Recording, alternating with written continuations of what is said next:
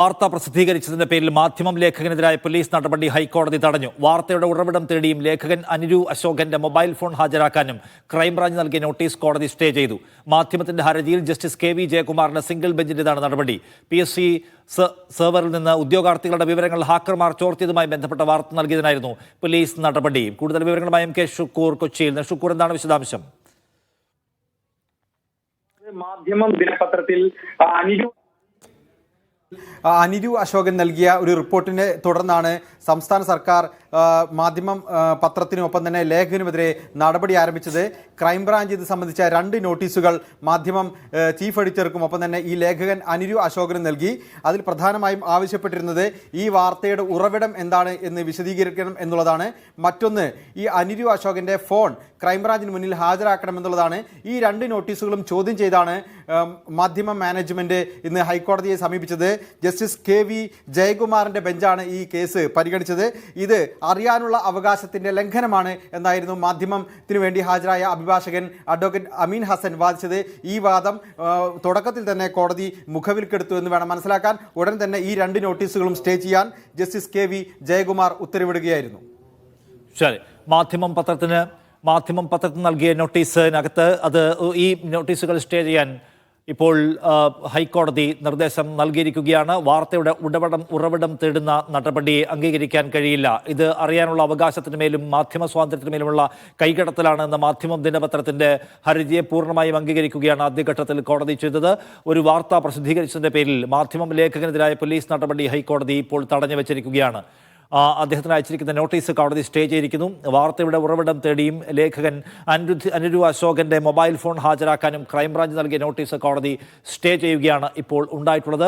മാധ്യമം ദിനപത്രത്തിന്റെ ഹർജിയിൽ ജസ്റ്റിസ് കെ.വി. ജയകുമാറിന്റെ സിംഗിൾ ബെഞ്ചിന്റേതാണ് നടപടി. PSC സെർവറിൽ നിന്ന് ഉദ്യോഗാർത്ഥികളുടെ വിവരങ്ങൾ ഹാക്കർമാർ ചോർത്തിയതുമായി ബന്ധപ്പെട്ട വാർത്ത നൽകിയതിനായിരുന്നു പോലീസിന്റെ നടപടി. ഇത് ഇപ്പോൾ കോടതി ഇടപെട്ടിരിക്കുകയാണ്. എന്തെങ്കിലും പ്രധാനപ്പെട്ട നിരീക്ഷണങ്ങൾ ഈ കാര്യത്തിൽ കോടതിയുടെ ഭാഗത്തുനിന്നുണ്ടായിട്ടുണ്ടോ ഷുക്കൂർ?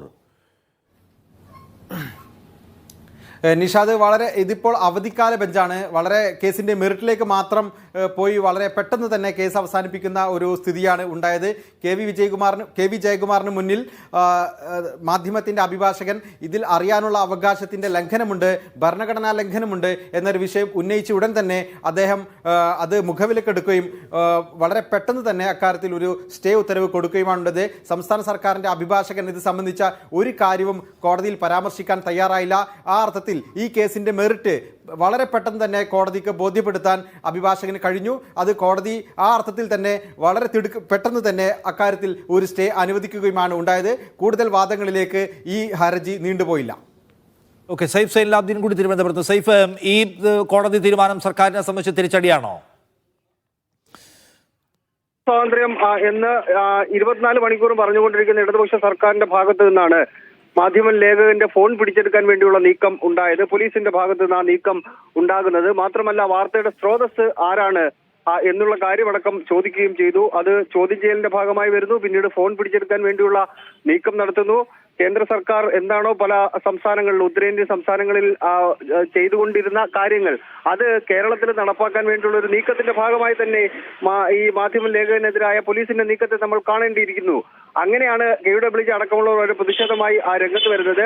ഹൈക്കോടതിയുടെ ഭാഗത്ത് നിന്ന് കൂടുതൽ വാദങ്ങളില്ലാതെ തന്നെ അതിനകത്ത് സ്റ്റേ അനുവദിക്കുമ്പോൾ ഹൈക്കോടതിക്ക് പോലും ആ പോലീസിന്റെ ആ നടപടിയിൽ പൂർണ്ണ തൃപ്തിയില്ല എന്ന് ബോധ്യപ്പെടുകയാണ്. അതായത് സംസ്ഥാന സർക്കാരിനെ സംബന്ധിച്ച് നോക്കുകയാണെന്നുണ്ടെങ്കിൽ മാധ്യമത്തിനെതിരായ അല്ലെങ്കിൽ മാധ്യമങ്ങൾക്കെതിരായ ഈ നീക്കത്തെ ഹൈക്കോടതി പോലും അതിനെ അംഗീകരിക്കുന്നില്ല എന്ന് വേണം മനസ്സിലാക്കാൻ. സംസ്ഥാന സർക്കാരിനെ സംബന്ധിച്ച്, പോലീസിനെ സംബന്ധിച്ച് നോക്കുകയാണെങ്കിൽ അവർക്ക് വലിയ തിരിച്ചടി ഉണ്ടാക്കുന്നതാണ് ഹൈക്കോടതിയുടെ ഈ സ്റ്റേ ഓർഡർ എന്ന കാര്യത്തിൽ ഒരു തരത്തിലുള്ള സംശയവുമില്ല. കാരണം ആ വാർത്ത റിപ്പോർട്ട് ചെയ്ത മാധ്യമത്തിന്റെ ആ ലേഖകന്റെ അല്ലെങ്കിൽ ഒരു മാധ്യമ പ്രവർത്തകനോട് ഇത് നിങ്ങൾക്ക് എവിടെ നിന്നാണ് കിട്ടിയത് എന്ന് ചോദിച്ചാൽ അത് പറയേണ്ട ബാധ്യതയൊന്നും നമുക്ക് ഇല്ല. ആ ചോദ്യമാണ് പോലീസിന്റെ ഭാഗത്തു നിന്നുണ്ടാകുന്നത്. മാത്രമല്ല, ആ ഫോൺ പിടിച്ചെടുക്കാൻ വേണ്ടിയുള്ള നീക്കം പോലീസിന്റെ ഭാഗത്തു നിന്നുണ്ടാകുന്നു. നോട്ടീസ് നൽകുന്നു. അസാധാരണമായ സംഭവങ്ങൾ ഈ മാധ്യമ പ്രവർത്തകരുമായി ബന്ധപ്പെട്ട് പോലീസ് സ്വീകരിക്കുമ്പോൾ അത് ഒറ്റ നോട്ടത്തിൽ തന്നെ അതിനകത്ത് തെറ്റുണ്ട് എന്ന് ഹൈക്കോടതിക്ക് ബോധ്യപ്പെട്ടതായി വേണം ഈ സ്റ്റേ ഓർഡർ കാണുമ്പോൾ മനസ്സിലാക്കിയെടുക്കാൻ.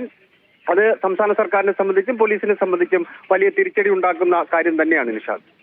സംസ്ഥാന സർക്കാരിനെ സംബന്ധിച്ച് കനത്ത തിരിച്ചടി ഉണ്ടാക്കുന്ന വിധി പ്രസ്താവമാണ് ഇന്ന് ഹൈക്കോടതിയിൽ നിന്നുണ്ടായിരിക്കുന്നത്. മാധ്യമം ദിനപത്രത്തിന്റെ ലേഖകരോട് വാർത്തയുടെ ഉറവിടം ഹാജരാക്കണം എന്നാവശ്യപ്പെട്ട ക്രൈംബ്രാഞ്ച് നോട്ടീസിന് സ്റ്റേ കൊടുത്തിരിക്കുകയാണ് ഹൈക്കോടതി. ഇത് മാത്രമല്ല, മാധ്യമ പ്രവർത്തകന്റെ ഫോൺ പിടിച്ചെടുത്ത് അതിന്റെ സ്രോതസ് കണ്ടെത്താൻ പോലീസ് നടത്തുന്ന നീക്കത്തെയും കോടതി ഇന്നിപ്പോൾ തടഞ്ഞിരിക്കുകയാണ്. പ്രഥമദൃഷ്ട്യാ തന്നെ ഇത് നിലനിൽക്കുന്ന കാര്യമല്ല എന്ന് കോടതി കണ്ടെത്തിയെന്നാണ് നമ്മൾ മനസ്സിലാക്കേണ്ടത്. മാധ്യമം ലേഖകനായ അനിരു അശോക് നമ്മോടൊപ്പം ടെലിഫോൺ ലൈനിലുണ്ട്.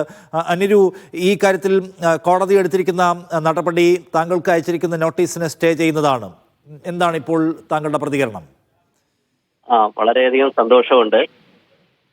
കോടതി നടപടികളിൽ വിശ്വാസമുണ്ട്. കാരണം ചരിത്രത്തിൽ ആദ്യമായിട്ടാണ് ഇത്തരമൊരു നടപടി മാധ്യമ രംഗത്തേക്ക് വരുന്നത്. കാരണം ഒരു വാർത്തയുടെ സോഴ്സ് അറിയുക, അല്ലെങ്കിൽ ആ വാർത്ത ചെയ്ത ഒരാളുടെ മൊബൈൽ ഫോൺ പിടിച്ചെടുക്കുക എന്നുള്ളതൊക്കെ കേട്ടുകേൾവി പോലും ഇല്ലാത്തതാണ്. ഒരുപക്ഷെ ലോകത്ത് തന്നെ ആദ്യമായിട്ടായിരിക്കും പോലീസ് പരസ്യമായിട്ട് സർക്കാരിന്റെ അനുമതിയോടുകൂടി ഒരു വാർത്ത ചെയ്തതിന്റെ പേരിൽ ലേഖകന്റെ സോഴ്സ് അറിയാൻ ക്രൈംബ്രാഞ്ച് ഓഫീസിലേക്ക് വിളിച്ചു വരുത്തുന്നതും അതിന്റെ അടിസ്ഥാനത്തിൽ മൊബൈൽ ഫോൺ നൽകണമെന്നും ആവശ്യപ്പെടുന്നത്.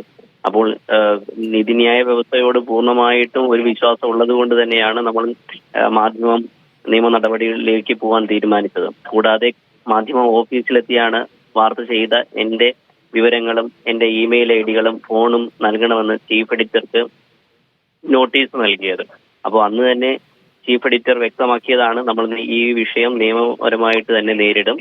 ഇതിലെ ഒരു നീതികേട് ചൂണ്ടിക്കാട്ടി, ശരിയില്ലായ്മ ചൂണ്ടിക്കാട്ടി അന്ന് മുഖ്യമന്ത്രിക്കും DGPക്കും ഒക്കെ ചീഫ് എഡിറ്റർ കത്ത് നൽകിയിട്ടുമുണ്ട്.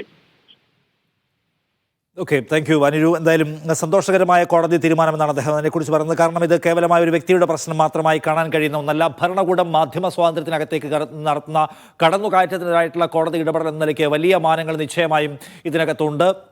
കാരണം വാർത്ത ചെയ്തതിൻ്റെ സോഴ്സ് കണ്ടെത്തി അന്വേഷണം വളരെ വേഗത്തിൽ അങ്ങനെ തീർത്ത് കളയാം എന്ന് പോലീസ് വിചാരിക്കുന്നുണ്ടെങ്കിൽ അതല്ല ശരിയായ മാർഗം എന്നതൊരു പ്രധാനപ്പെട്ട പ്രശ്നം. ഒന്ന്, മാധ്യമങ്ങൾ ഏതൊക്കെ വഴിക്ക് വാർത്തകൾ സ്വീകരിക്കുന്നു, അവരുടെ സോഴ്സസ് ഏതൊക്കെയാണെന്ന് ഭരണകൂടം കണ്ടെത്താൻ ശ്രമിക്കുകയും അതിന്മേലൊരു നിരീക്ഷണം കൊണ്ടുവരാൻ ശ്രമിക്കുകയും ചെയ്യുന്ന ഗുരുതരമായ ഒരു പ്രവണതയിലേക്ക് സർക്കാർ കടക്കുന്നു എന്ന പ്രശ്നം ഇതിനകത്തുണ്ട്. ആ പ്രശ്നത്തെയാണ് പ്രാഥമികമായി തന്നെ കോടതി മനസ്സിലാക്കുകയും അതിന് തടസ്സമുണ്ടാക്കുകയും ചെയ്തിരിക്കുന്നതെന്ന് നാം മനസ്സിലാക്കണം. സർക്കാരിനെ സംബന്ധിച്ച് ഈ അതിക്രിയയ്ക്ക് നൽകിയിട്ടുള്ള കനത്ത തിരിച്ചടിയാണ് കോടതിയുടെ ഭാഗത്തുനിന്നുണ്ടായത് എന്നത് നിസ്തർക്കം.